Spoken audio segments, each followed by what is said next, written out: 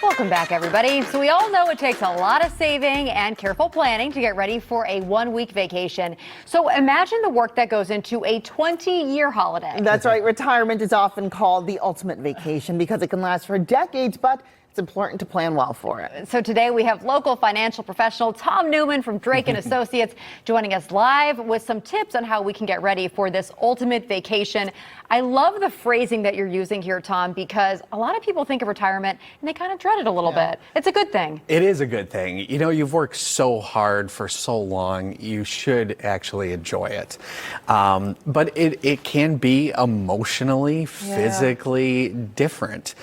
You're moving into this stage where, you know, you've taken a lot of pride, a lot of energy, a lot of social interaction from being in a work environment. And so now you're at home and it's like, all right, what to do? But from a financial standpoint, you really want to start planning the best you can as early as possible. And that, of course, starts with savings. So let's talk about how we can do that to maximize our retirement. For sure. If you're lucky enough to be with an employer that offers a retirement plan, you should at least be saving enough to get the match. You don't want to leave free money on the table.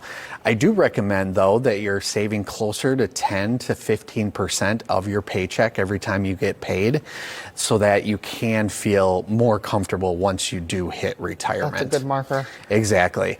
The people that I work with, because this is the stage of life my firm and I work in every single day, the people that are most successful aren't necessarily the ones that had jobs that were paying hundreds of thousands of dollars each year. They prioritize savings.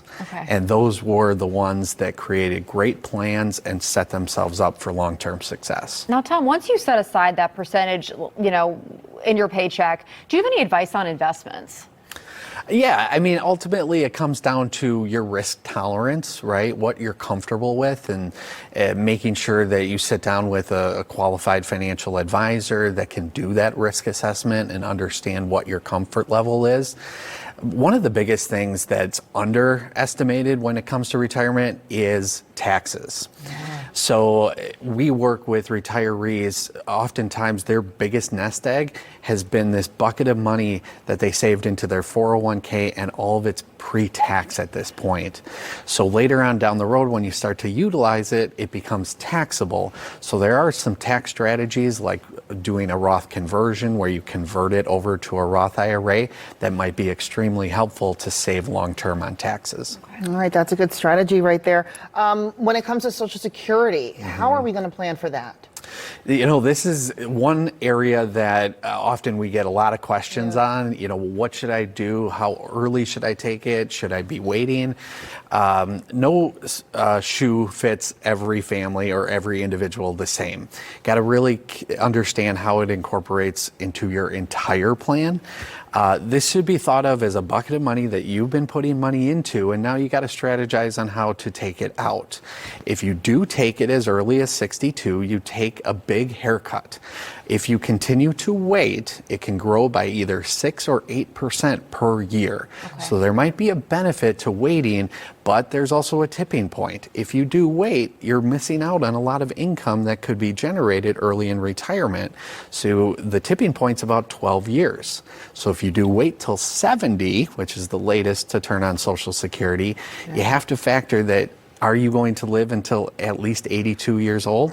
If you don't know, obviously nobody knows, but if that's not in the cards, it may be beneficial to take it early. Now, Tom, you mentioned earlier that you encourage folks, obviously, to start young when it comes to saving for their retirement. I feel like a lot of young people starting out in their careers just feel like maybe it's not worth it, like they're not making enough money yet, where it's like, okay, even if it's a couple grand a year, they feel like that's not enough. Some people even choose to cash them out when they're hitting a rough spot. What do you see when it comes to this? It's one of the worst things that you could possibly do is do cash it out at some point, either early in your career or midway through your career. I just seen too many people then get to that 60, 70-year mark. They want to retire, but they're so far behind the curve that they're just not able to do it. So, you know, paying off debt over time, there is time. Like, I understand interest rates are creeping up, mortgage rates are higher, student debt is out there, and it can be challenging. but you need to pay yourself first. You really do. So setting aside a little bit each paycheck to pay yourself first so that you can build that momentum. Every time you get a pay raise, try to increase how much you're contributing to the 401k. Those are all things that I would suggest is the best way to go about it long term. Tom, thank you. Always giving us great tips to kind of get the most out of our money, right, and be smart with it. You bet. So we can get some information too online of how to get a hold of you. Yeah, absolutely. Our website is wealthwisconsin.com or drakeandassociates.net. So please, we have Very a wealth helpful. of information. Thank you. In several locations too. We do. All right. Thank you so much. You always break it down so nicely for us. We'll be right back. Thank you.